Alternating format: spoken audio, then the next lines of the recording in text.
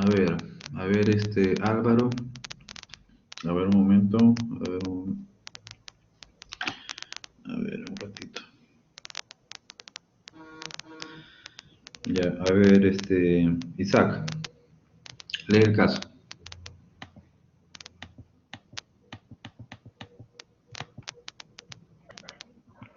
Sí, doctor.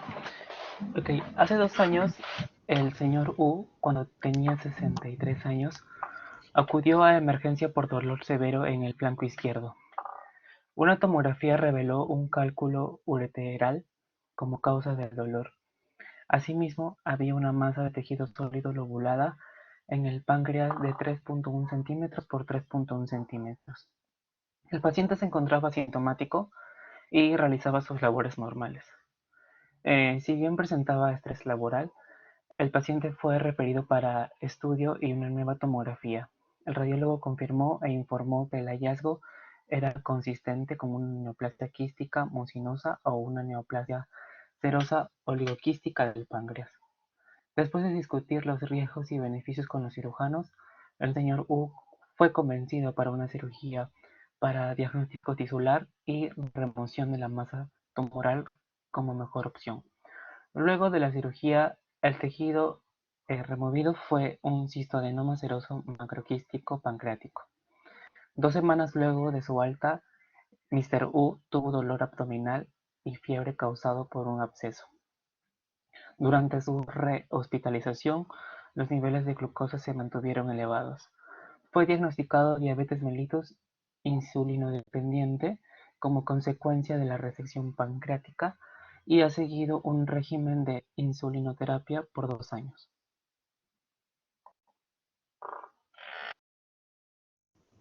Muy bien, bueno, lo que vamos a hacer acá es propiamente escuchar la intervención de cada uno de ustedes, porque en este caso es más para análisis. Eh, bueno, siempre uno tiene que partir propiamente sobre los datos que presentan la historia clínica en sí, el diagnóstico posible o probable del paciente, basado en los datos objetivos que tenemos. Y, cómo no, vamos a dar una opinión sobre lo que ha acontecido, ¿no? En medicina siempre es mucho más fácil el análisis desde un punto de vista retrospectivo.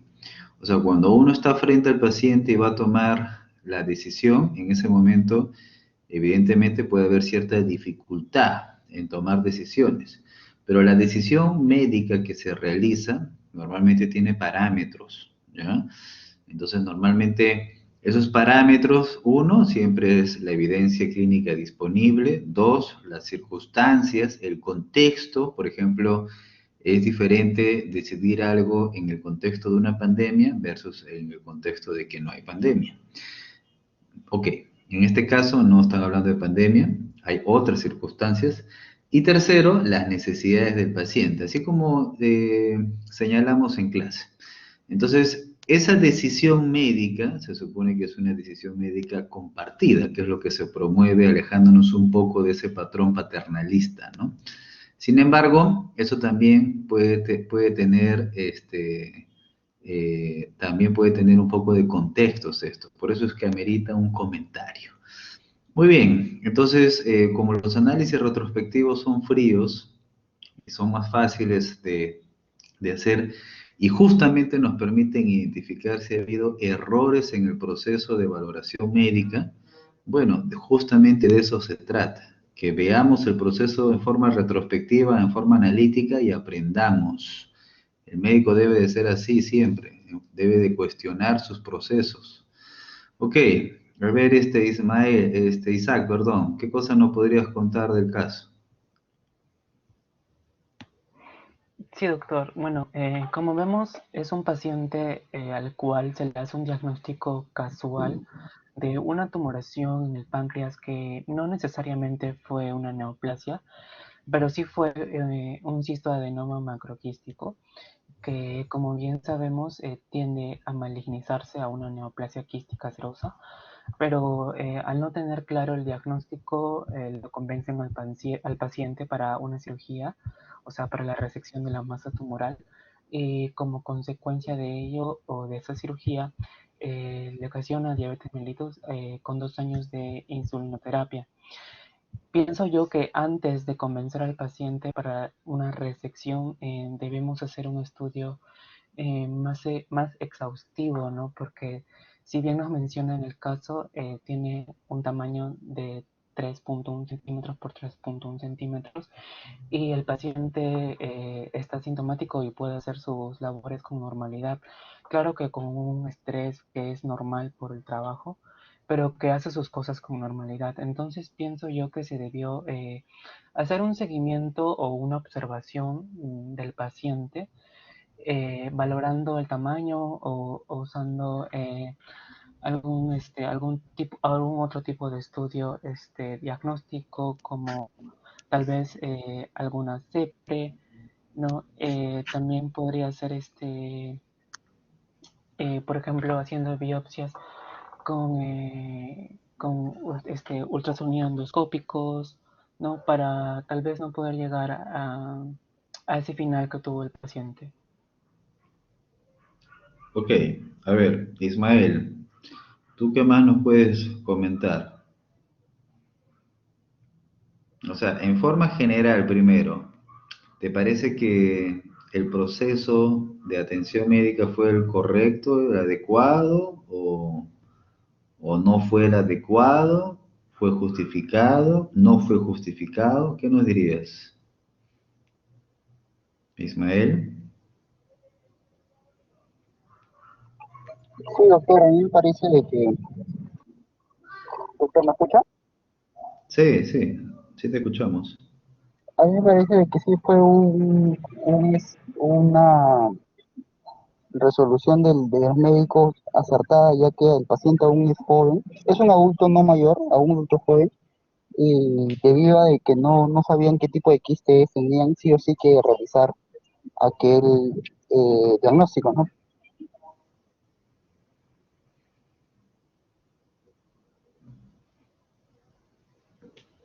¿Ese es tu comentario? O sea, se supone que hay que prepararse para el caso clínico, ¿no? A ver, a ver, Álvaro, ¿tú qué nos dices? Doctor, ¿se me escucha? Sí, No, yo concuerdo con lo que dijo mi compañero Isaac. ¿Por qué? De que no se debió proceder con la cirugía porque el paciente presentaba una masa que es de 3 por 3, bueno, 3.1 por 3.1 centímetros, y estaba sintomático. Y en estos casos solamente se recomienda realizar el seguimiento a través de una tomografía o una ecografía para valorar el tamaño y la maduración de este quiste.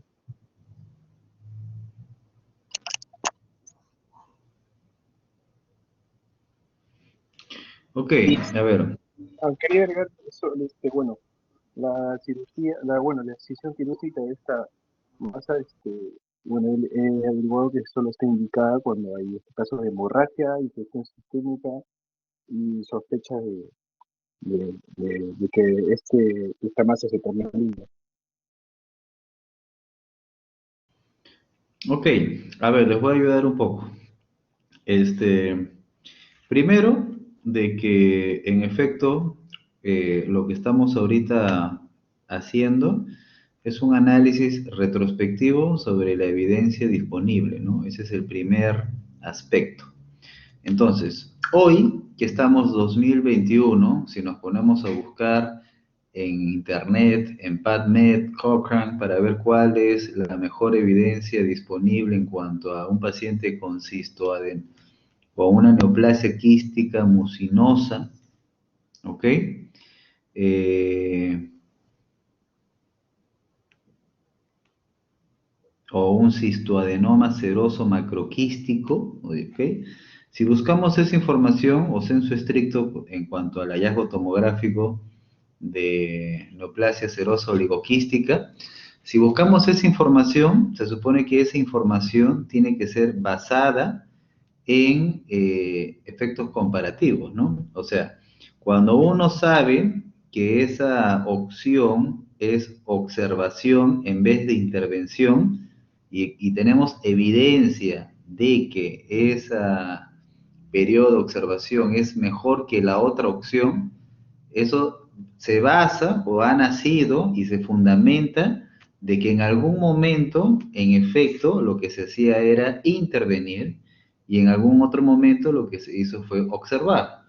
Y cuando se comparó, ¿ya? Para evaluar cuál era el comportamiento natural versus el otro comportamiento invasivo de intervención, al final se llegó a la conclusión de que la recomendación muy bien puede ser la observación. ¿Ok?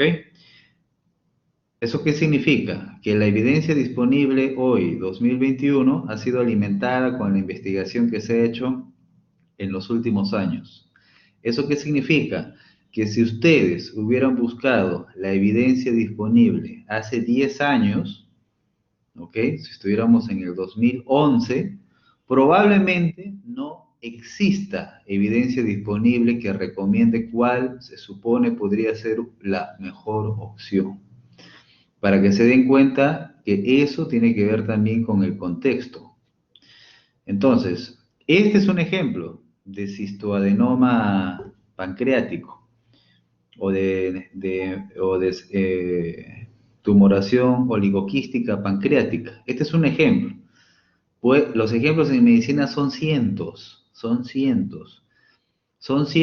y cada enfermedad tiene su línea de tiempo en relación a su estudio. Cada enfermedad tiene su línea de tiempo de que si existe evidencia disponible o si no existe evidencia disponible. Es posible que muchas enfermedades no tengan todavía evidencia disponible, ¿ya? Eso no es raro, eso es común más bien, porque las enfermedades son tan diversas y los pacientes son tan diversos, o sea, no es que existan dos pacientes exactamente iguales, que para cada caso es difícil que vayamos a encontrar la recomendación exacta. Entonces, la evidencia es algo que se va construyendo, ¿ok? Entonces, pero mal haríamos en presuponer, uno, de que todo tiene evidencia disponible escrita, o sea, eso no es así, y mal haríamos también pensar de que los médicos en ese momento no tuvieron en cuenta la evidencia disponible. Se entiende de que el médico cuando actúa toma en cuenta la evidencia médica disponible, ¿no? Por supuesto que la evidencia se ha ido promoviendo cada vez en los últimos años, pero igual nos pueden juzgar ahora los médicos de años venideros, ¿ok? Entonces, no se trata de ese juicio así retrospectivo, se trata de tener en cuenta cómo se ha ido construyendo esa evidencia. Y a eso se le agrega la tecnología, ¿no? O sea, hacer una biopsia ecoendoscópica seguramente era un procedimiento que no se hacía antes. La forma de monitorizar dichas lesiones con imágenes era distinta también anteriormente. La sensibilidad que me permitía tener la suficiente seguridad para poder monitorizarlo de esa forma también era diferente en otro contexto. Entonces, ese es un factor que encima hay que tenerlo presente también, ¿ok?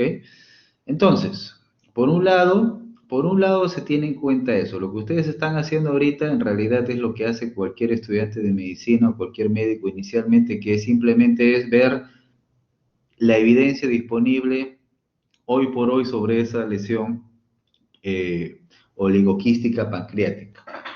Pero no podemos juzgar a la enfermedad solamente desde ese punto de vista. Por ejemplo, tenemos que pensar en el acto médico en sí. Primero hay que nuevamente revalorar si las consecuencias fueron justificadas, no fue justificado. O sea, primero lo que ya se ha hecho, ¿no? Verificar la evidencia disponible. Dos, hay que verificar si este caso se justificaba que tenga este devenir o no se justificaba, porque por si acaso, cuando el médico hace procedimientos, siempre pueden haber complicaciones. Eso no está relacionado a que los procedimientos hayan sido mal indicados o que hayan sido mal hechos, sino que las complicaciones son inherentes también al procedimiento. Mientras más complejo es un procedimiento, tiene más riesgo de una potencial complicación. Ok, entonces, a ver, todavía sobre ese análisis, a ver, ¿qué más podemos agregar? A ver, Lucero. Sí, doctor. Bueno, primero mencionar de que es muy frecuente de que un cistoadenoma seroso macroquístico pancreático se confunda con un cistoadenoma mucinoso. Bueno, primero, viendo desde la semiología ectoscópica, podemos decir que los cistodenomas quísticos mucinosos se van a dar en una relación de mujer a hombre casi de 20-1. Bueno, y más que todo el 95% de sus tumores se van a dar en cuerpo y cola. Bueno, en este caso creo que es un paciente masculino y bueno, su tumoración se encontraba en bueno, tenemos que tener muy en cuenta esa localización. Bueno, y más que todo se presenta en pacientes de 50 años. Eh, por otro lado, también los histodenomas serosos son frecuentes también en cuerpo y cola del páncreas y también son frecuentes en mujeres, pero no tanto como los histodenomas mucinosos. Y bueno, con frecuencia está asociado a la enfermedad de von Hippel-Lindau, así que creo que al paciente se le debió preguntar si es que tenía algún antecedente de von Hippel-Lindau. Bueno, a este paciente creo que, bueno, con los hallazgos de imágenes, bueno, los hallazgos de imágenes es común que se puedan confundir estas dos patologías, ya que la imagen patognomónica del cistoadenoma seroso, que es una masa esponjosa con calcificación central, se va a dar en menos del 10% de todos los cistoadenomas serosos. Generalmente se va a ver como una neoplasia delimitada que va a tener numerosos quistes, ¿no? Separados por septos fibrosos. Es por eso que no solo se debe de diagnosticar esta imagen, esta enfermedad con imagen, sino también se debe de hacer una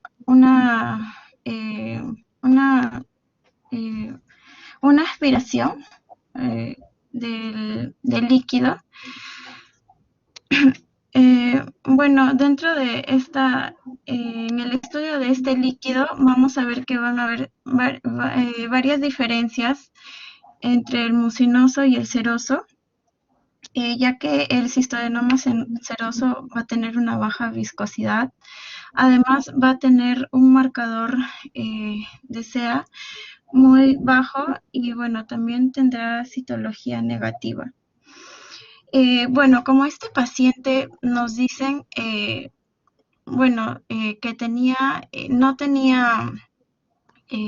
no era sintomático.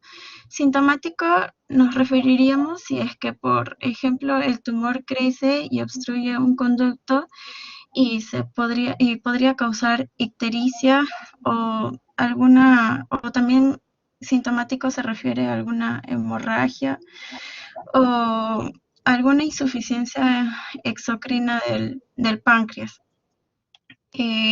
Como el paciente no tiene ninguno de estos síntomas y bueno, al final su diagnóstico fue un cistoadenoma seroso, la mejor recomendación era que se mantenga en observación.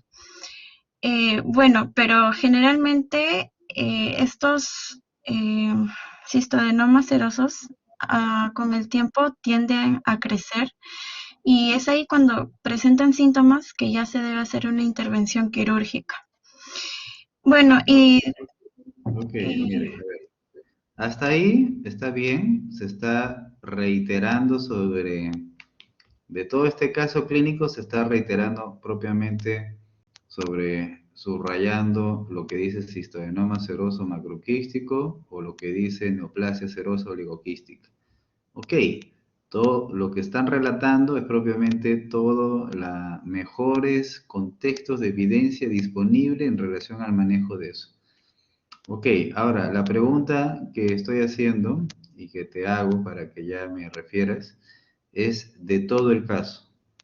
O sea, en todo este caso, ¿qué opinión tienes sobre la evolución que tuvo, el devenir? ¿Qué te parece? ¿Justificado, no justificado, bien, mal, etcétera? ¿Cuál es tu opinión? Eh, bueno, como el paciente, en- bueno, para la toma de decisión, se tendría que ver si es que el tumor ya podría invadir el conducto pancreático. No, no, no, o- no, no, no. O sea, no estoy, no, nuevamente, ya, esto que has subrayado y estás explicando, ya está, suficiente información, ¿ok? Suficiente información para la decisión médica de ese momento. Ya, no estamos preguntando cómo hacer una decisión médica en ese momento. No, no estamos preguntando eso. Es que se supone, primero, son tres cosas. Todo lo que ustedes ahorita están hablando es evidencia, ¿ok? Y de alguna forma circunstancias, ya, pero muy poco. Entonces, la pregunta no es esa. La pregunta es algo que no está escrito en los libros. La pregunta es simplemente lee la evolución del caso y te pregunto, ¿qué te parece la evolución que tuvo este paciente de la historia clínica desde que comenzó hasta que terminó? Cuando uno hace un análisis retrospectivo, comienza de atrás hacia adelante. O sea, uno mira atrás y dice, ah, ok, pasó esto, ok, bueno, mi comentario es este, ya. Eso es lo que estamos preguntando. A ver, Lucero. eh, ok, doctor. Bueno, como ahora el paciente tiene una diabetes mellitus insulinodependiente y antes de acudir al hospital, este paciente no tenía ningún problema, ninguna enfermedad, se encontraba en podía hacer sus actividades con normalidad. Me parece que ha tenido una mala evolución porque eh, antes se encontraba en perfecto estado, pero ahora ya que tiene diabetes todos los días, tiene que administrarse insulina y bueno, su calidad de vida disminuye. Muy bien, claro. Así que solamente basado en una coherencia podemos simplemente darnos cuenta de eso, ¿no? Antes no estaba enfermo, ahora sí está enfermo. Incluso con una enfermedad que le va a restar calidad de vida en adelante. Antes, el motivo de consulta fue A y al final terminó con una enfermedad B, ¿ok? Incluso tuvo una complicación B y acabó con una enfermedad C. Entonces, digamos que en forma retrospectiva y fría, podríamos simplemente decir eso. Alguien tal vez decir, doctor, pero igual a lo mejor estuvo justificado este riesgo al que se sometió y al final es lo que tenía que acontecer por tomar dicho riesgo. Sí, es posible, porque así como este caso, el caso puede ser otro, pueden ser cientos de casos, que al final son decisiones y al final sucede un evento. Pero igual, uno tiene que ser frío cuando uno evalúa retrospectivamente y simplemente basarse en la coherencia. Si antes el paciente estaba así y ahora está peor, no hay mucho que pensar en realidad. O sea, de alguna forma algo ha fallado. Entonces, a veces el médico siempre va a tratar de justificar, va a tratar de decir, no, pero sí tenía que hacerse por el motivo A, B, C. Está bien, pero cuando uno mira retrospectivamente y mira simplemente resultados, y si el resultado ha sido este, no hay mucho que pensar. O sea, definitivamente parte de este proceso en algo no ha estado del todo bien. ¿Ok? El médico, por si acaso, siempre primero no hacer daño, ¿cierto? Fundamento hipocrático. Entonces, el médico siempre va a tratar de promover eso. El médico no, el médico siempre, éticamente, siempre se basa en el principio de no maleficencia, ¿cierto? No maleficencia. Entonces el médico tiene claro eso, ¿ok? Pero dentro de ese contexto de no maleficencia, e incluso de beneficencia, miren lo que sucede, ¿ya? Miren lo que sucede, por si acaso. O sea, el médico está actuando éticamente, por si acaso. ¿Ok? Ya, lo que pasa son otras condiciones que al final motivan esto. Y justamente esas otras condiciones son las que muchas veces nos llevan al título de este caso, que justamente es sobrediagnóstico. Punto seguido, sobreprocedimentismo. ¿Ok? Punto seguido, sobretratamiento. ¿Ok? Una cosa me lleva a la otra. Entonces, a ver, analicemos un poco, demos un paso más allá. ¿Qué factores creen que hacen que finalmente se haya decidido por lo que se decidió? ¿Qué factores creen que hayan intervenido? O sea, en este caso tiene que ponerse a favor del procedimiento pensando en la justificación que haya motivado a que finalmente ocurra esto. A ver, Horacio, ¿qué nos dices, Horacio? Doctor, creo que al ser la segunda TAC y que el radiólogo confirmó que hay un hallazgo consistente en una neoplasia quística mucinosa, como dice, y también no podía descartar si era una neoplasia serosa de oligoquística del páncreas, yo creo que lo más probable es que pensaron que era una neoplasia maligna.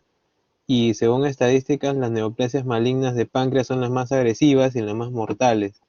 Entonces, por ese lado yo creo que se inclinaron a hacer la cirugía rápidamente y poder descartar eso a tiempo para evitar posibles complicaciones a futuro, ¿no? Que pueda fallecer en cualquier momento.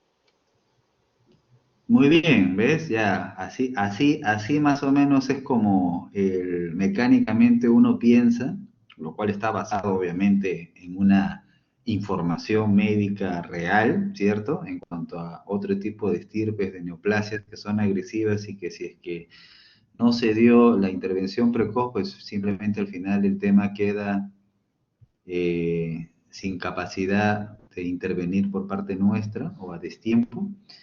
Entonces, sí, por supuesto de que ese es un factor. ¿Qué otro factor? Ese es un factor para, a ver, les puedo ayudar. Ese es un factor desde el punto de vista médico.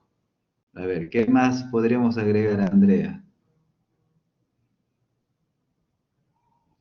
Para lo mismo, ¿qué creen que ha hecho que se justifique esto? Andrea, Sí, doctor. Bueno, muy aparte de lo que mencionó mi compañero, eh, podría ser también por la edad del paciente. ¿qué cosa nos quieres decir? Bueno, que tampoco no es una persona tan, o sea, adulta mayor, ¿no? Y que podría tener más tiempo de vida. Y posiblemente al ser también, como mencionaron, podría, el que la atendió pensó que era un cancerígeno, entonces por eso optaron por eso, por el tiempo, por su edad más que todo. O sea, a favor de la terapia. Sí, Ya, porque, bueno, porque considero que sí, doctor. te voy a ayudar para que tu idea que estás tratando de decirnos sea más redonda.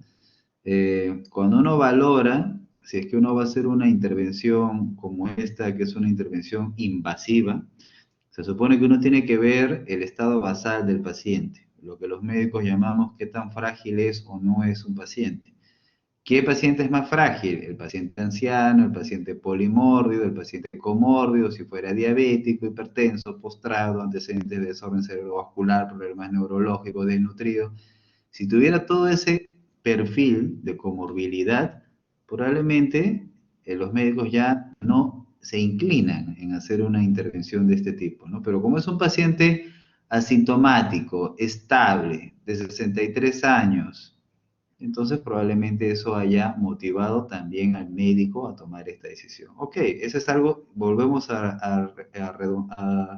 a redundar entonces en cuanto a los motivos, pero desde el punto de vista médico. A ver, Giancarlos, ¿qué otra cosa faltaría decir que también puede haber promovido esto? El antecedente de una enfermedad previa, o bueno, la enfermedad por la cual él acudió, que fue por el dolor en el flanco izquierdo. Bueno, en realidad el dolor del flanco izquierdo es, ya ahí el caso te está diciendo que era porque tenía un cálculo. O sea, está claro que el cálculo es la causa del dolor y incidentalmente encuentran lo del páncreas, ¿no? O sea, eso es un hallazgo incidental, por si acaso, y a partir de eso se desata todo esto. A ver, ¿alguien quiere decirme, en especial de los que faltan intervenir?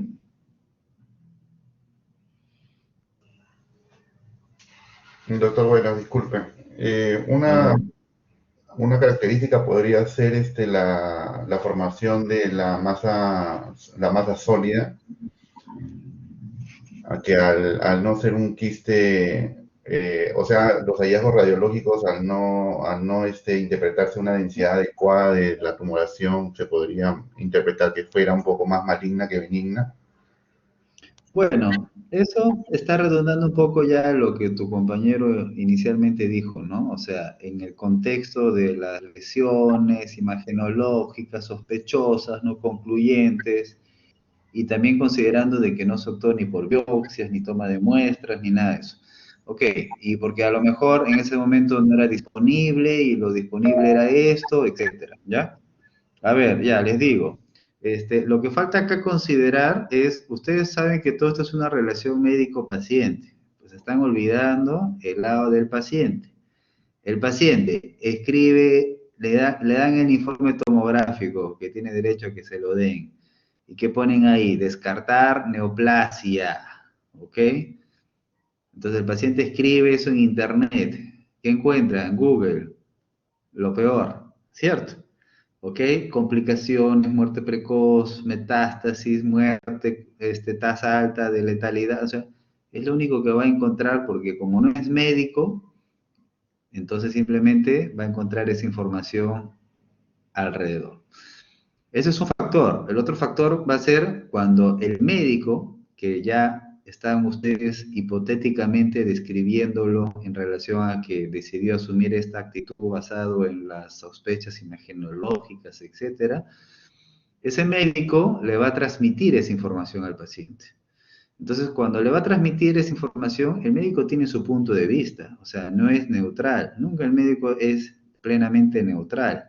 Tiene su punto de vista y, por supuesto, está bien que lo tenga para que le dé una recomendación también al paciente de qué haría en su lugar, porque normalmente eso le van a preguntar, doctor, ¿usted qué haría? Doctor, si fuera su madre, doctor, si fuera su hijo, siempre le van a preguntar, es normal, esas preguntas, son humanas esas preguntas. Entonces, el médico va a dar su punto de vista. Entonces, si este médico se está inclinando a evitar riesgos, ¿ok? Entonces, porque ese es otro factor que también faltó aclarar, claro, por un lado quiere tratar al paciente para evitar que tenga riesgos, y por otro lado es que el médico no se exponga a que en el futuro ese paciente tenga una conversión a malignidad y al final él sea el responsable, y ese es otro factor. Bueno, entonces volviendo al tema, si el médico decide en ese momento, el médico le puede transmitir esa información, y si tú le transmites esa información de que quieres hacer una intervención precoz, evitando una posible malignización que puede tener ya, puede ser una terapia no oportuna, etcétera, bueno, va a depender de qué paciente te lo escuche. Si es un paciente totalmente calculador, programador, definitivamente no va a permitir que en su cuerpo haya una posibilidad de riesgo. Por supuesto que va a convenir con el médico de inmediato.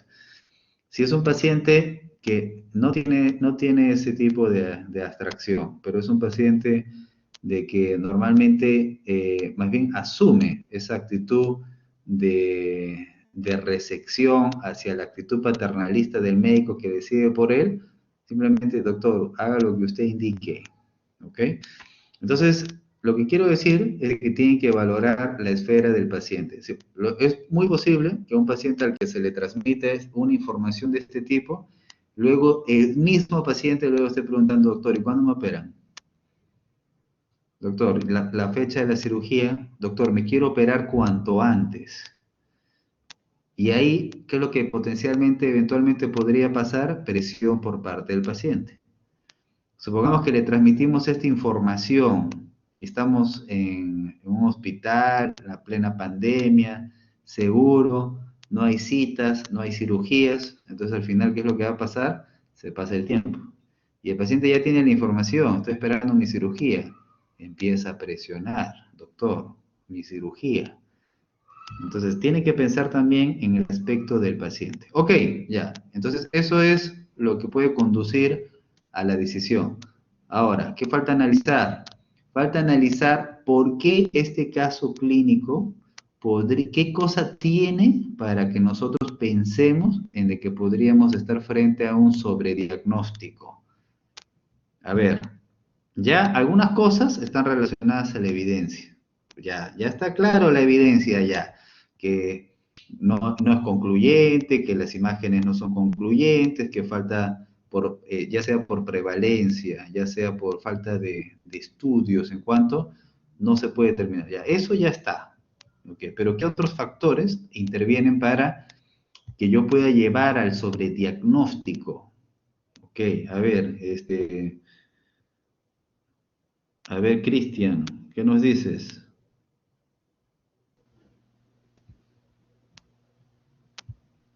Sí, doctor, ¿se me escucha? Sí.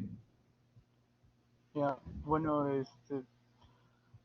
sobre todo bueno, lo que nos han dicho, las características imagenológicas y todo alrededor, muy aparte también del hecho del propio paciente, de, de poner un poco de presión por lo que él va a querer un diagnóstico rápido. Si bien es cierto, hay es, esta patología no, no se puede detectar mucho por imágenes y como se ha visto, no por evidencias.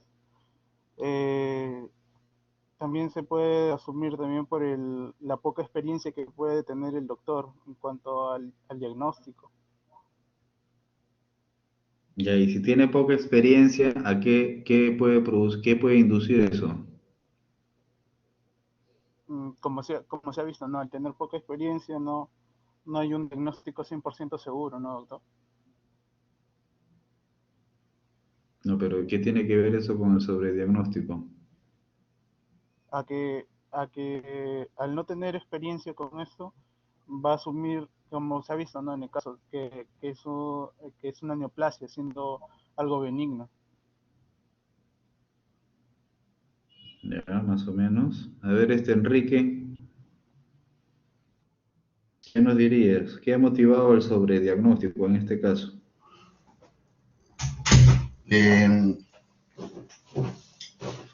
Doctor, complementando con lo que dijo mi compañero Cristian, sería que si el médico tiene poca experiencia, se dejaría llevar más que todo por los exámenes auxiliares, como en este caso la tomografía, ¿no? Ya que también encontré pues de que la evaluación de quistes por tomografía, de tumores quísticos por tomografía, en 60-70% de los casos no suele ser específico, ¿no? Y bueno, Ok. y como el médico radiólogo le dio dos opciones, que podía ser mucinoso, seroso, y viendo, como dijo mi compañero, que la probabilidad del mucinoso en ser maligno es alta, por eso se dejó llevar y va a lo que sería el tratamiento quirúrgico, ¿no? Ok, a ver, Dani, ¿qué cosa crees que ha intervenido en el sobrediagnóstico? Doctor, yo creo que más que nada tiene que ver la parte de los cirujanos, ¿no? Hay algunos que lo único que quieren hacer es operar, operar, operar, nada más, ¿no? Por ejemplo, en este caso, según los artículos que he podido leer, al ser un tumor benigno, un cistoadenoma seroso, lo que se recomienda hoy en día es un procedimiento conservador, ¿no? Hacer un bypass biliar. ¿no? Y de esa manera ya se podría evitar, porque se ha visto que ha habido tumores inclusive de hasta 10 centímetros y no sin hacer ninguna afectación, ¿no? Y si se lee acá la historia, dice que el paciente se encontraba sintomático y realizaba sus labores normales, ¿no? O sea, no tenía más afectación. Ok, bueno, igual, ¿no? Si es que igual es un sesgo de la perspectiva basado en la no evidencia que no ha recurrido. O sea, pueden ser dos cosas, o que no revisó la evidencia o porque existe una enfermedad que no tiene evidencia disponible, reitero. Ok, a ver, Dante.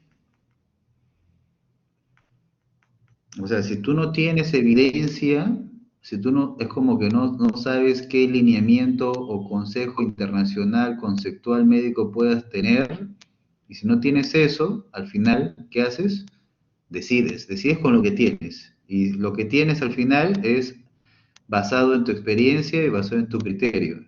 Si tu criterio es de mejor le hago para evitar riesgos, bueno, al final puedes terminar o en el sobrediagnóstico o potencialmente a lo mejor si fue el diagnóstico correcto. Ya, entonces al final ese es un factor. Yo no sé si va para uno o para otro. Por eso, ¿qué otras cosas también me ayudan para saber que al final estoy cayendo al sobrediagnóstico? Ese es un factor nada más. Lo que tienen que entender es que ese es uno solo. Así que yo tengo que sumar más herramientas para más o menos darme cuenta, ¿no? A ver, Dante. Bueno, doctor, yo también estaba de acuerdo en que, bueno, muchas veces los doctores al ver simplemente la presencia de una masa deciden operar porque de repente tienen confianza, ¿no? En que creen que pueden hacer una buena intervención. Bueno, en este caso también de repente puede haberle dado al paciente otras posibles soluciones, ¿no? En este caso, bueno, acá menciona, ¿no? No sé hasta qué punto que fue convencido por hacerse la cirugía. Entonces, de repente, ponerle otras soluciones de tratamiento o de poderle hablar, dado más información acerca de la enfermedad para que el paciente de alguna forma se tranquilice frente a lo que tiene, pues también podría haber ayudado, ¿no?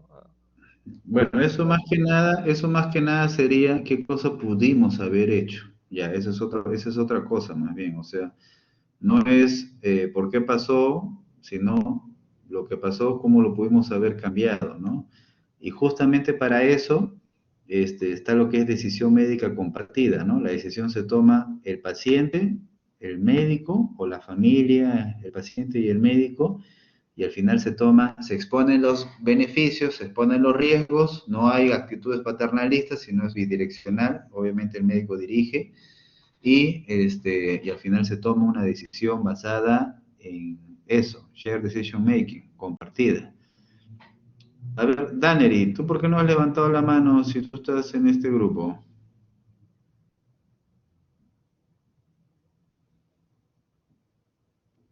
Disculpe, doctor, buenas tardes. No, a mí me corresponde en el grupo 2.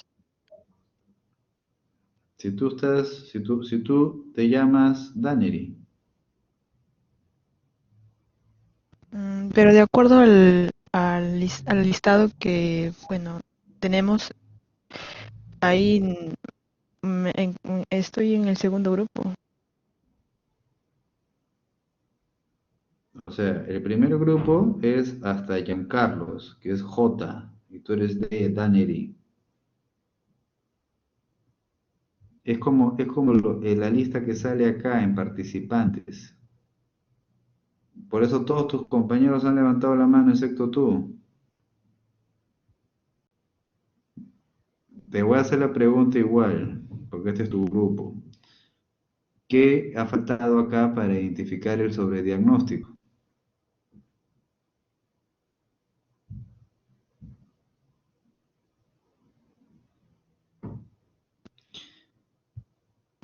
A Bueno, ver, ustedes tienen que hacer qué cosa, a ver, te escucho.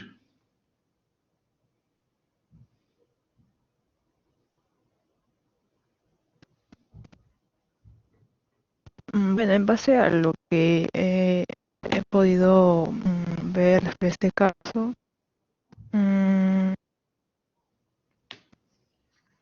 pues se Si has debería, visto, Si has visto el segundo caso, ya deberías de hablar fluidamente de este caso también. A ver, te estoy escuchando. Sí, ok. Bueno,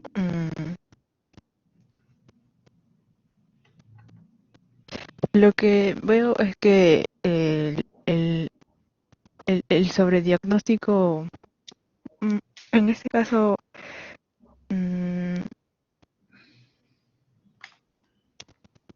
ha sido, bueno, como todo un factor como, por ejemplo, eh, como se mencionó, ¿no? La presión podría ser del paciente o la presión del mismo médico que puede tener respecto al caso que tiene o la cantidad de pacientes que pueda tener y el tiempo que dispone. Ok, muy bien. Otro factor que también interviene en el sobrediagnóstico y que tienen que tener presente es la sintomatología del paciente. O sea, la enfermedad que tiene el paciente, ¿es sintomática o es asintomática? Si es asintomática, cuando es una enfermedad que normalmente es sintomática, definitivamente eso se inclina más en pensar en sobrediagnóstico. ¿Ya? Ojo, estoy diciendo asintomática en una enfermedad que normalmente las manifestaciones clínicas y de tratamiento se les reconoce cuando son sintomáticas. Entonces, no estamos hablando de la hipertensión, que normalmente suele ser asintomática, no, esto es diferente. Entonces, eso es importante tener en cuenta también. Se les había olvidado de mencionar eso. Muy bien, baje la mano todo este grupo, levante la mano el grupo 2.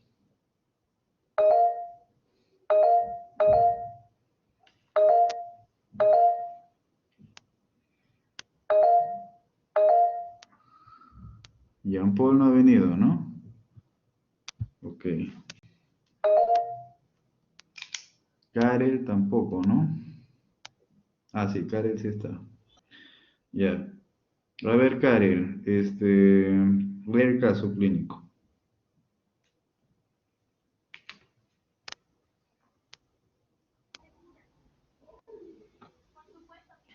Ok, doctor. Paciente mujer de 62 años, con antecedente de diabetes mellitus hace 25 años, hipertensión arterial hace 10 años, en terapia de hemodiálisis desde hace 6 años, tuberculosis pulmonar hace 2 años con terapia completa. En su última hospitalización de hace 1 año y medio fue diagnosticada de fibrosis pulmonar, es usuaria de oxígeno domiciliario y tuvo un informe tomográfico de lesión neoproliferativa sólida heterogénea en tercio medio del pulmón izquierdo de 4 por 3 centímetros asociado a captación de contraste y diseminación linfangítica en parénquima adyacente y compromiso de la pleura parietal y visceral.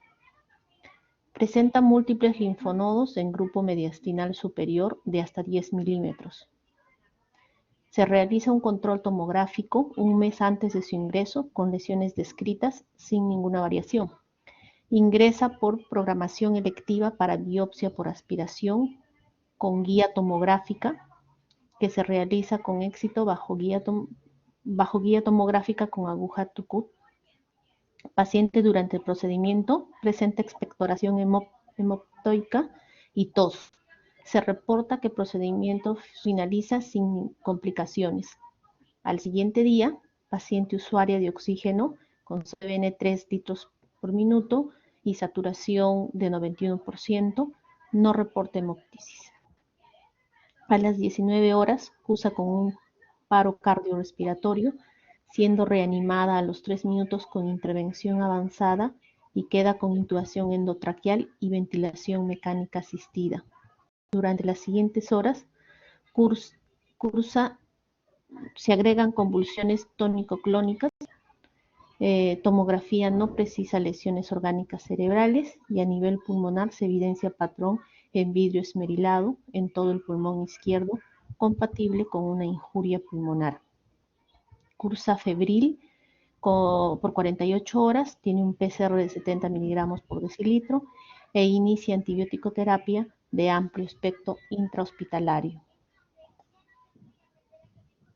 Muy bien. Bueno, igual, ya, basado en lo que ya he explicado, ¿qué es lo que nos podrías comentar en orden, no? Primero, eh, puedes decirnos cuál es tu parecer de todo el caso, o sea, en todo el caso yo puedo tener una impresión retrospectiva de que si lo aconteció estuvo bien, mal o fue justificado. Y después de haber hecho eso, bueno, pasar al tema de la evidencia disponible como hicieron muy bien en el primer caso. Y después de haber hecho eso, pensar en aquello que pudo haber justificado el proceso de atención médica y finalmente aquello que pudo haber justificado el sobrediagnóstico. A ver, ¿qué nos podrías decir, Karen? Bueno, doctor, en forma general, creo que ha habido una sobreintervención en todo caso respecto del análisis que se le ha solicitado, ¿no? ¿Por qué? Porque es una paciente que tiene bastantes antecedentes de bastante importancia, como es la diabetes, la hipertensión, ¿no? Tiene hemodiálisis, tiene TBC, ha tenido TBC, perdón, tiene fibrosis pulmonar, y sobre esto que se le ha agregado, lo encontrado en la tomografía, y yo leía que si tenemos signos radiológicos muy sugestivos, ¿no? Y en este caso me parece que así es, porque la lesión o la tumoración que ella tiene es grande, son de 4 por 3 centímetros, y donde en el artículo que yo leía decía que si era mayor de 3 centímetros, o sea, evaluaba su tamaño, evaluaba los bordes irregulares que tiene, que es heterogéneo en este caso, y había propagación en ganglios, o sea, había una diseminación linfangítica. Entonces, yo pienso que no debió habérsele hecho este examen a la paciente porque lo único que se iba a lograr era de repente empeorar su caso.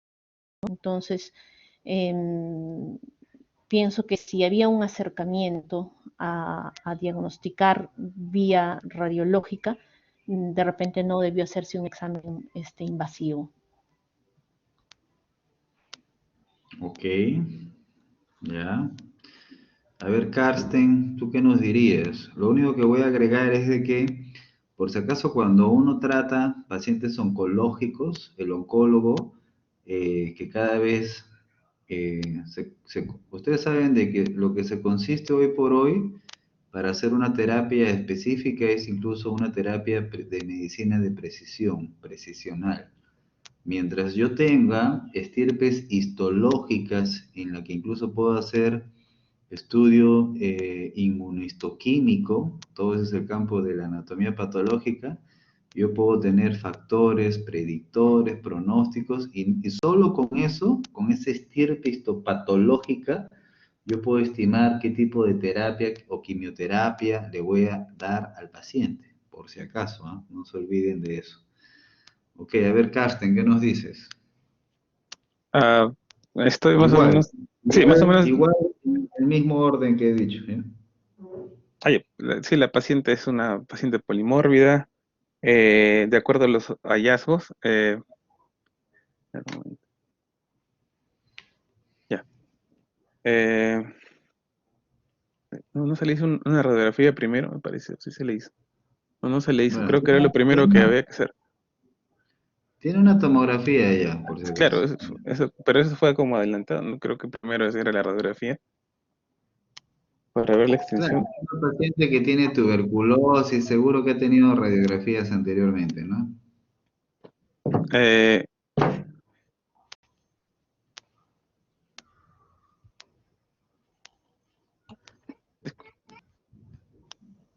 Disculpe, doctor. Ya. El procedimiento sí tenía que realizarlo a biopsiarse, pero no sé si era con aguja de Trucut o mejor hubiese sido hacer la, la biopsia por los linfonodos o porque ya mide más de 5 milímetros y ya es sospechoso o por broncoscopía.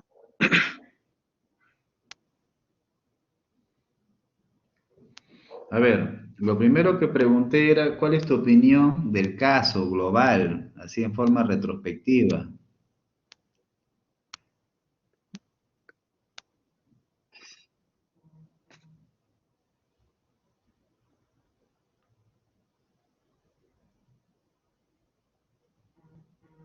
A ver, Lisette, ¿tú qué nos dices?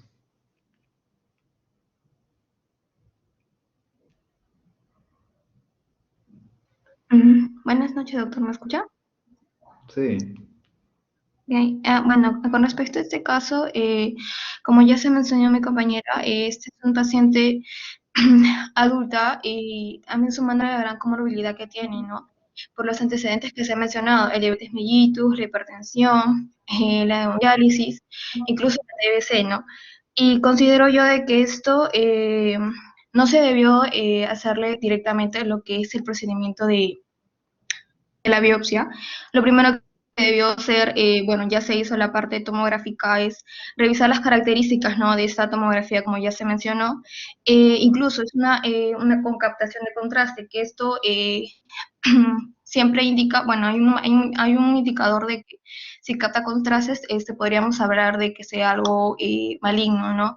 Y bueno, lamentablemente ya se le hizo este procedimiento a la paciente, lo cual la complicó más, llevándola a una complicación, a una cefalopatía, e incluso llevándola, ¿no?, a una intubación endotraqueal y ventilación mecánica, una ventilación mecánica, por lo cual es una paciente adulta, y tomar en cuenta de que esto a una paciente adulta podría llevar a muchas más complicaciones, incluso agregarle fibrosis que se le ha detectado, ¿no?, que es que en caso de fibrosis, incluso intubarla, estaría mucho más causándole mucho más daño al paciente, que en vez de ayudarla, ¿no?, a disminuir estas posibles patologías.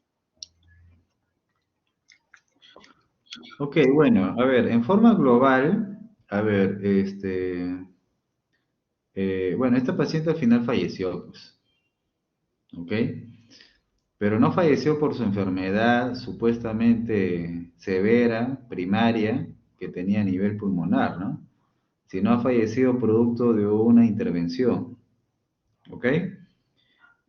Una intervención que igual ya les he dicho de que las intervenciones, ¿ya?, en realidad son, tienen un margen de complicaciones inherentes a las mismas, por eso todos firman consentimientos informados. Vuelvo a reiterar que las complicaciones no son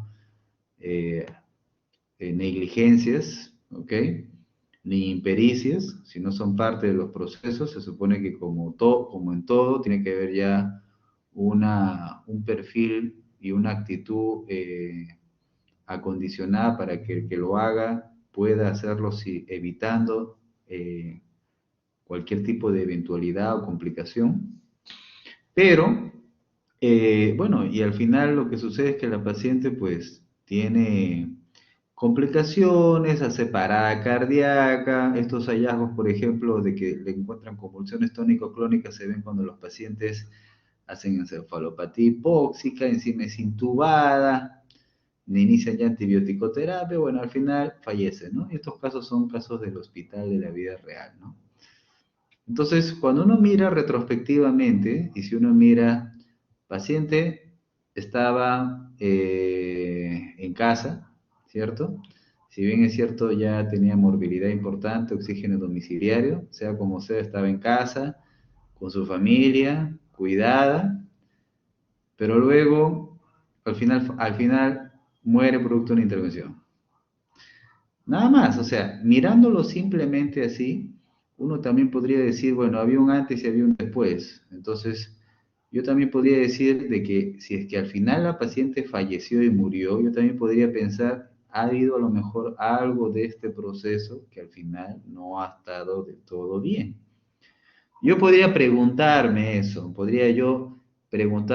y de ahí voy a tener dos respuestas. Una, en la que realmente a lo mejor sí estuvo mal el proceso, y otra en la que a lo mejor el proceso fue justificado, por si acaso. También puede darse eso, de que todo lo que se dio tenía una justificación y que no había sobrediagnóstico ni sobreprocedimiento, por si acaso. También puede darse eso, ¿ya? Sin embargo, si esto ha pasado, yo sí tengo que preguntarme si es que al final lo que no ha habido es esto. En apariencia o en una lógica simple, pareciera de que sí, ¿no? Pareciera de que sí. Entonces habría que ver si es así o no es así, ¿ok? Entonces, por eso es de que, bueno, vamos luego a la evidencia. Entonces, yo pregunto, ¿qué me dice la evidencia sobre este caso? A ver, qué me pueden decir? Así como han buscado del otro. A ver, Luigi, ¿qué me puedes decir? Doctor, ¿se me escucha? Sí. Bueno, con lo que usted está hablando, yo creo que el tratamiento es justificado porque, como dice, el paciente ha recibido una tomografía con contraste, ¿no? Bueno, revisando, la tomografía contrastada debería estar contraindicada para el paciente, ¿no? Por la presencia de la terapia de hemodiálisis. Pero como el paciente tiene 6 años de esta terapia, encontré que no es así. Es siempre y cuando el paciente esté presentando una injuria renal, o sea, esté comenzando este proceso. Pero como el paciente ya tiene 6 años de esta terapia, no sería contraindicado. Y también vi que, ¿por qué utilizaban la tomografía contrastada? Porque había un estudio que nos hablaba sobre las diferentes, era la tomografía contrastada versus las diferentes exámenes de imágenes, ¿no? Que se había, y había un valor agregado en esta tomografía, ¿no? Es por eso que yo creo que le hicieron esto, ¿no? Entonces, bueno, ahí con eso ya la diferencia era que con este examen podían encontrar cosas que tal vez con otros no iban a hallar. Entonces yo creo que por eso fue el examen de este tipo. En este caso encontraron los nódulos, ¿no? Que nos menciona. Y bueno, esto ya acá nos habla sobre lesión neoproliferativa sólida heterogénea, ¿no? Buscando qué era o qué se entendía por eso, era un cáncer, ¿no? O un tipo de cáncer. Encontré exámenes parecidos, donde nos hablaban de lesiones sólidas heterogéneas, ¿no? Entonces, bueno, lo que faltaría acá sería, para hablar más del paciente, ¿o no? Sería el examen, histológico, ¿no? O el anatomopatológico de lo que hicieron en la biopsia ya posteriormente para saber en qué estadio está el cáncer o qué zona se está afectando y todo eso, ¿no? Bueno, ya con eso se haría el tratamiento, ¿no? Pero sin antes hacer eso no se podría realizar un tratamiento porque no está el anatomopatológico, solamente las imágenes. Bueno, como también nos mencionó sobre el paro cardíaco que presentó el paciente, ¿no? También encontré un artículo que nos hablaba sobre la prevalencia de la encefalopatía hipóxica después después de un paro cardíaco, ¿no? Que era una causa común de morbimortalidad y que los pacientes sobreviven al ingresar a UCI, pero posteriormente tienen esa prevalencia en fallecer después, ¿no? O tienen una incidencia, ¿no? Incluso encontré que era un valor de un 68%, incluso en los paros extrahospitalarios, ¿no? Tienen 23 en los paros intrahospitalarios que podía presentar el paciente. O sea, puede ser una causa también de que usted nos mencionó que el paciente fallece más adelante. Y bueno, principalmente era eso, y basado en esas pruebas, ¿no? Ya debían hacer una evaluación si es que era un pro o contras del paciente si lo operan o no, pero teniendo en cuenta la edad, los antecedentes de las diferentes enfermedades como tenía la diabetes, la hipertensión, bueno, incluso la fibrosis, ¿no? Como una patología pulmonar previa, no sé, también, bueno, la diabetes también evaluar, ¿no? Porque hay un riesgo si van a entrar a una cirugía, ¿no? La diabetes es un riesgo también, bueno, en la misma hemodiálisis, ¿no? Entonces, tendríamos que ver esas cosas, ¿no? Esas son lo que yo pude sacar las conclusiones de Muy bien. Entonces, a ver, miren, en el primer caso era un poco más fácil, porque ¿qué cosa es lo que hicieron? Buscaron la evidencia disponible en cuanto al informe radiológico, ¿no? Neoplasia quística, oligoquística, serosa del páncreas. Y en base a eso, las recomendaciones disponibles. En este caso, ¿qué es lo que debo de buscar para buscar mi evidencia en cuanto a la decisión médica? Se supone que tengo que buscar lesión neoproliferativa sólida heterogénea, diseminación linfangítica, múltiples linfonodos. Ok, eso es lo que tengo. A ver, y en base a eso, ¿qué dice la evidencia? Que es lo que primero que todos buscamos, ¿no? La evidencia. A ver, Luzmila, ¿qué nos dices? Perdón, Luz. ¿Luz está? Sí. A ver, Luz Ángela, ¿qué nos dices? Sí, doctor. Bueno, tomando pues en cuenta los antecedentes de la paciente, la fibrosis pulmonar, ¿no?, que tiene, vi que se puede relacionar con lo que es el cáncer pulmonar, y justo le toman, ¿no? Dice que le toman la TAC, ¿no?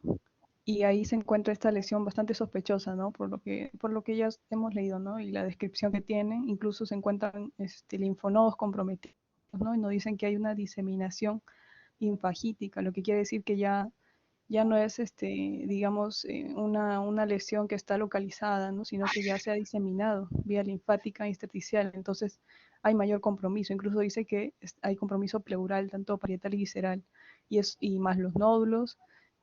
Ya nos hace pensar en algo, o sea, en una neoplasia, ¿no?, maligna, y en este caso pues en el pulmón con metástasis.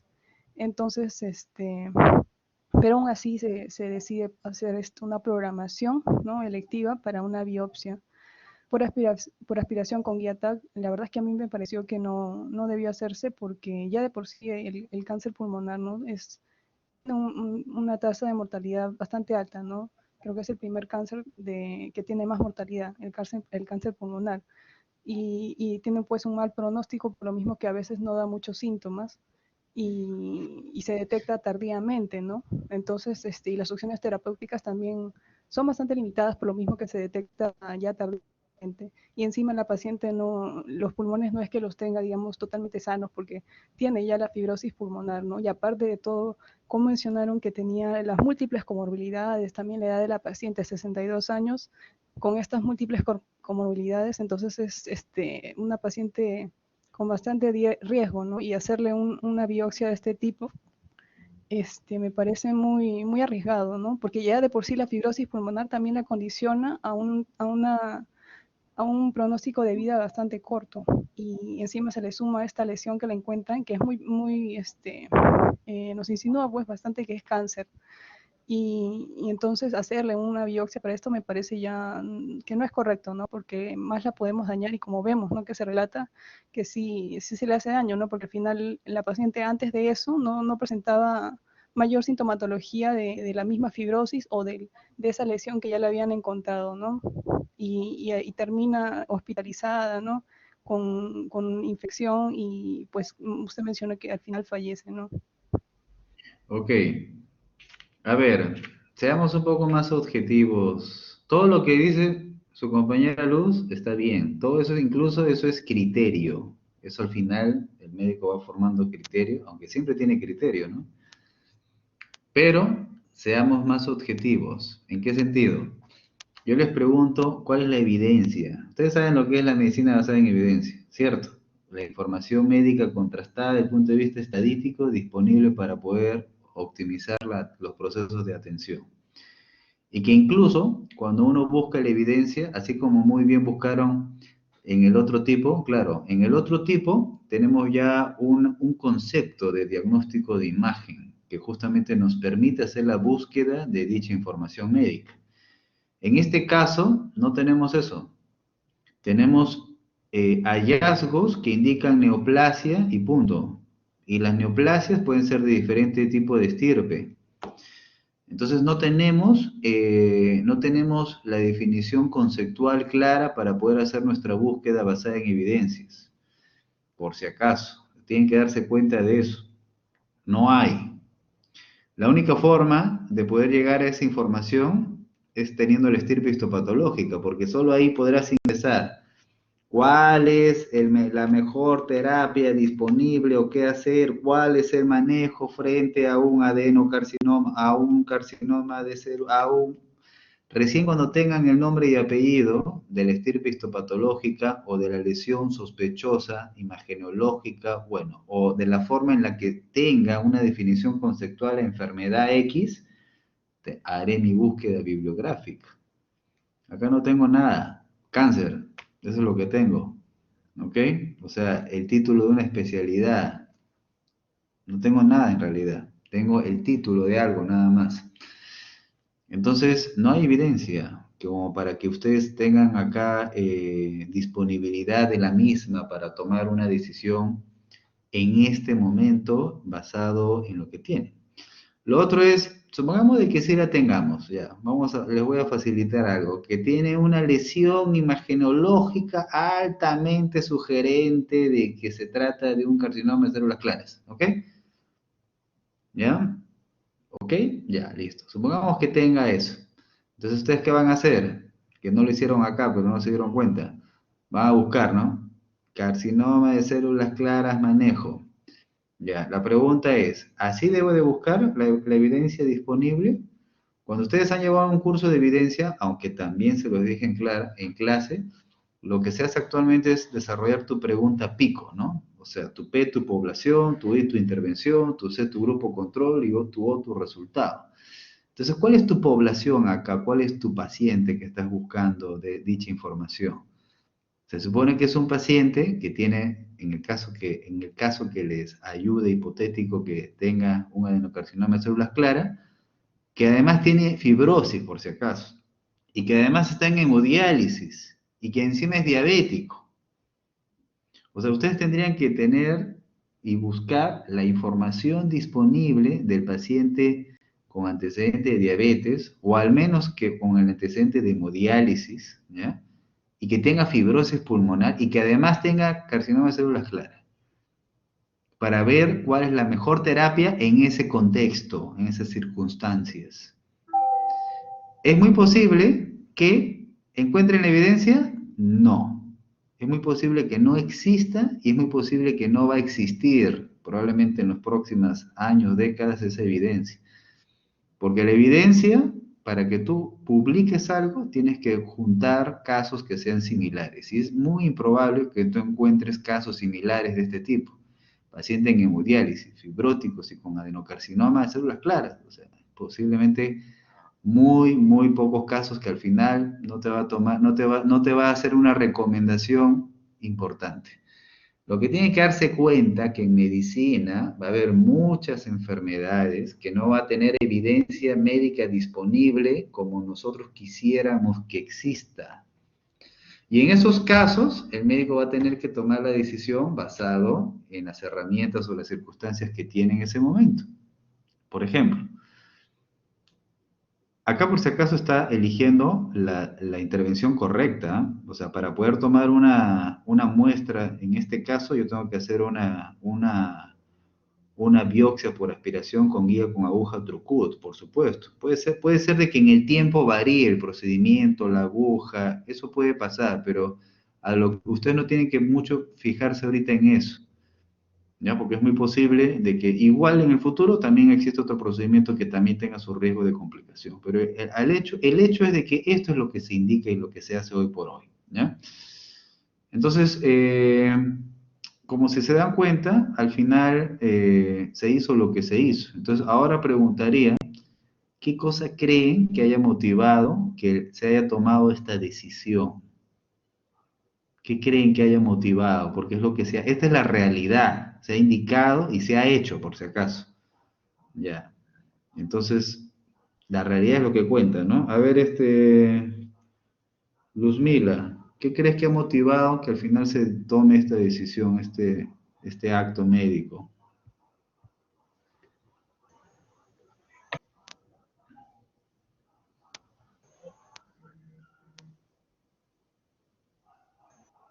Luzmila.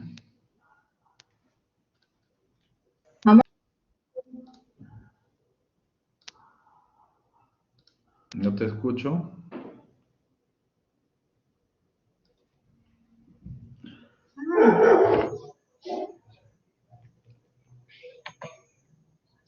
¿No es Luzmila? A ver, Mitzi. Sí, doctor, sí estoy, sino que se me había congelado mi pantalla y no podía prender mi micrófono. Ya, te estoy escuchando ahorita, ya. A ver, Sí, te escucho. doctor. Bueno, yo también, al igual que el primer caso, pienso igual que los médicos acá se puede decir que se han fijado, ¿no?, en la tomografía y se han dejado llevar de estos signos tomográficos. sobre todo la lesión neoproliferativa sólida heterogénea, ¿no? Que salió entre ese medio del pulmón. Entonces, también aparte por ser un paciente, bueno, ya considerarlo un paciente adulto mayor con factores de riesgo, entonces los médicos también han tomado la opción de tomarle la biopsia para evidenciar, pues, ¿no? Si es que también está asociado a un cáncer. Y bueno, también bueno, para no alargar, se podría decir los seguimientos o el diagnóstico en sí, ¿no? Ya que, como mis compañeros han mencionado, estos tipos de indicadores que han salido en la tomografía no pueden, no necesariamente, como usted también menciona, pueden ser un cáncer, ¿no? Sin embargo, todavía hay que Ok. tener... Muy bien, a ver, te voy a ayudar. Todo lo que estás diciendo, al final lo podemos, todo lo que estás diciendo, al final lo podemos referir como ausencia de diagnóstico. El paciente no tiene diagnóstico aún y por lo tanto el médico tiene la necesidad de hacer el diagnóstico. Ok. A ver, Mitzi, ya vamos a avanzar, ya el tiempo nos ha ganado. A ver, Mitzi, ¿qué otro factor identificas, aparte de la ausencia del diagnóstico que motiva el acto médico? Ya, buenas noches, doctor. Veo yo aquí como evidencia que han tomado los médicos que esta biopsia, por lo que he leído en un artículo, dice que esta biopsia es de carácter pues no invasiva y esta biopsia también tiene baja tasa de complicaciones, ¿no? También leí que para poder ver como vemos esta neoplasia no tiene muchas características para que pueda ser maligna, pero pese a estas características sí o sí se tiene que verificar el tipo histopatológico el tipo histopatológico que es esta neoplasia, ¿no? Para poder tal vez hacerle una quimioterapia o una radioterapia a la paciente, ¿no? Yo pienso que primero se debería haber valorado en la paciente, o tal vez una espirometría, ¿no? En la paciente. Y bueno, como leí que antes de hacer una quimio o una radioterapia se tenía que hacer sí o sí la biopsia, pienso que los pacientes vieron, pienso que los doctores vieron de posible que sí o sí se debería de hacer la biopsia para poder ayudarla con esta neoplasia, ¿no? Porque es de carácter maligno. O sea, ¿estás de acuerdo con la biopsia entonces? Claro que o sea, ya valorando lo que hicieron ellos, está bien, ¿no? Tratando de buscar la evidencia, pero no estoy de acuerdo con la biopsia porque primero viendo la edad de la paciente, luego de las comorbilidades que tiene la paciente, tanto el diabetes, la hipertensión, que esto a la larga llevó a tener un daño renal, ¿no? Ok, Y también pues... Ok, está bien ahí. Tienes una opinión encontrada ahí, pero ya te inclinas más finalmente a lo último. Ok. Bueno, solamente tengo la opción de preguntarle a alguien más. Ya, yo les voy a ayudar. Uno es que tienen que fijar, o sea, uno tiene que ordenar las ideas y abstraerse. Al final, uno es falta de diagnóstico. El médico siempre le van a preguntar, doctor, ¿qué tengo? ¿Cuál es mi diagnóstico? Doctor, ¿cuál es mi tratamiento? Y si tú no tienes diagnóstico, ¿cómo vas a poder presentar el tratamiento? Si tú tienes cáncer y te tiene que ver el oncólogo ¿qué va a opinar si no tienes estirpe histopatológica? Ya, entonces uno es falta de diagnóstico. Dos es, o sea, motivos que han motivado que al final se dé el acto de intervenir a la paciente. Dos es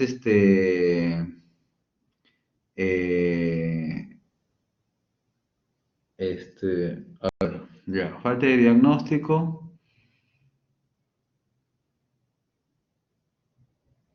Ok, de allí lo que tiene que ver es, a ver, un ratito.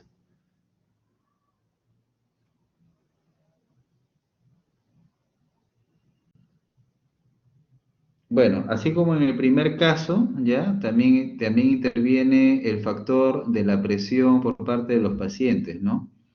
Ah, ya, se me había ido ahorita. Ya, uno es la falta de diagnóstico y lo otro es la inseguridad del médico. También les dije en el primer caso. Si el médico no tiene diagnóstico y al final el paciente muere por el cáncer, al final tiene una inseguridad en cuanto al no haberlo tratado y el riesgo de la complicación del mismo. Entonces, otro factor es la inseguridad del médico que al final termina por aceptar o recomendar la intervención o indicarla. Y tercero es la presión del paciente, que ya lo expliqué anteriormente. Ok, todo eso motiva a que se haya dado esta conducta. Y lo otro que muy bien están identificando es por qué más bien podría yo llevar al sobreprocedimiento. Ya muchas cosas han dicho. A ver, Scarlett, ¿qué más nos puedes reiterar, redondear la idea entonces de por qué se ha habido un sobrediagnóstico en este caso, o un sobreprocedimentismo? Claro, doctor. Lo que pasa es que la finalidad, cuando obviamente viene un paciente, sea por cualquier motivo, es darle un tratamiento.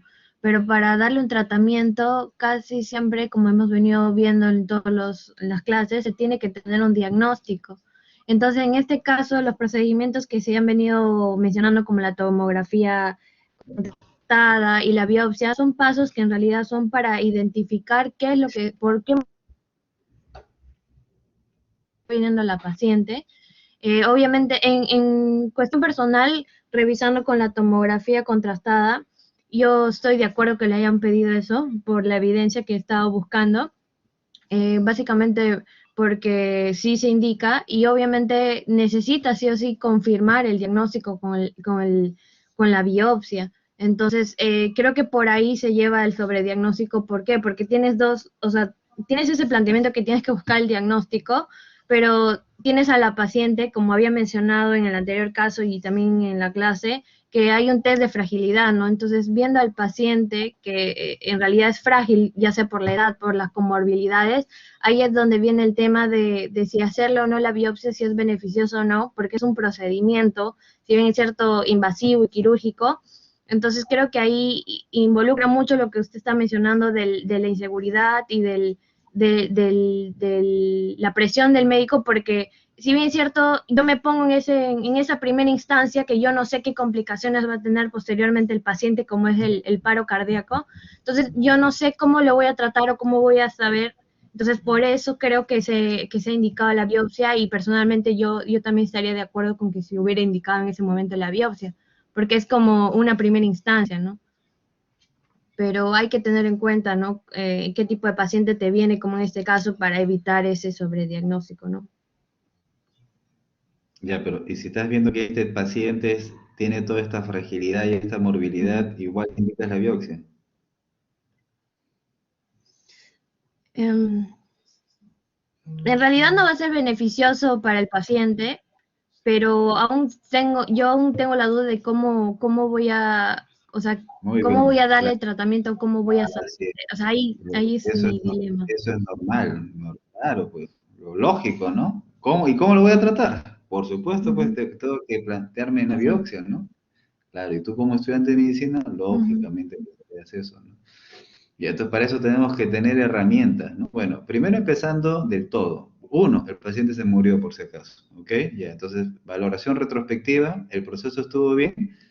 Bueno, segundo, no hay evidencia disponible, o sea, no hay una recomendación conceptual que te permita ayudar en la decisión. Te basas en lo que tienes.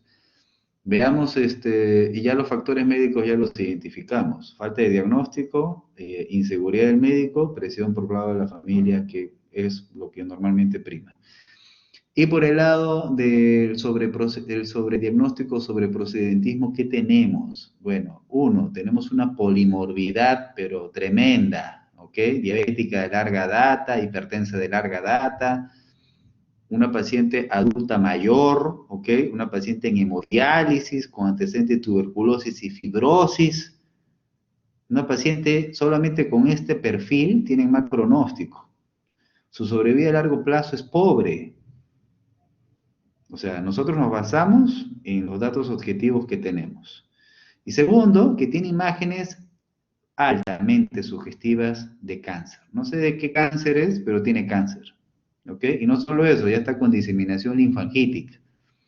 Entonces, el cuadro polimórbido es clarísimo, es contundente en este caso. Entonces, eso es un factor a tener en cuenta en el sobreprocedimentismo, porque ya como justamente hemos explicado, el sobrediagnóstico del procedimentismo se ve justamente en pacientes en los que tenían mal pronóstico, pero que se someten a una intervención que al final lo llevaste a una complicación. Ahí caes en sobrediagnóstico o sobreprocedimentismo ya. Así que un factor a considerar es el cuadro polimórbido. El otro factor a tener en cuenta es el beneficio que tendría la paciente cuando tenga el resultado de histopatológico o cuando tenga el resultado de dicho análisis. O sea, ¿qué significa? Supongamos que la paciente no falleció, ¿ok? Se sometió a la biopsia, le entregaron el informe de adenocarcinoma, tal cosa, ¿ok? Listo, llega a la cita con el oncólogo la mira y le dice, muy bien, esta es la quimioterapia disponible. La quimioterapia, obviamente, no es un dulce, ¿cierto? Tiene altísima potencialidad de efectos adversos. Entonces, volvemos a lo mismo. Esa quimioterapia estará indicada en una paciente en hemodiálisis con fibrosis diabética de 62 años. Probablemente tampoco haya evidencia disponible que al oncólogo le permita definir si es que realmente debe darle o no tal quimioterapia, pero basado en lo que tiene, basado en la estirpe, le va a decir, mira, lo que está recomendado es esto, ¿ok? Entonces le va a disponer la terapia. Es muy posible que la paciente tenga complicaciones relacionadas a la terapia o simplemente como hacen los oncólogos ahora, si la paciente es muy frágil, simplemente no le indican la quimioterapia. Entonces volvemos a la pregunta, si al final es una paciente que sabemos que no va a beneficiarse ni de la terapia, entonces ¿para qué le hacemos el procedimiento? Entonces, en forma retrospectiva, estimados alumnos, este procedimiento está mal indicado, ¿ok? No está en los textos, está en el juicio médico. Entonces, ¿y qué es lo que debo de hacer? Justamente decisión médica compartida, en este caso más que nada con la familia, porque probablemente la paciente, con todo esto que le ha tocado vivir, estas dolencias crónicas de diálisis que le llevan 3 veces por semana, fibrosis, que usa oxígeno en su casa, etcétera, muy probablemente, como cualquiera de nosotros pensaría, probablemente lo que quiere estar es en su casa, ¿ok?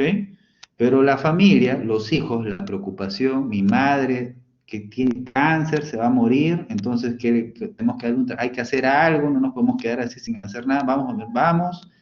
Entonces creo que al final, ¿qué es la decisión médica compartida? ¿En qué consiste en estos casos? En efectivamente, en transmitir esa información médica, pero desde el punto de vista más humano que se puede hacer.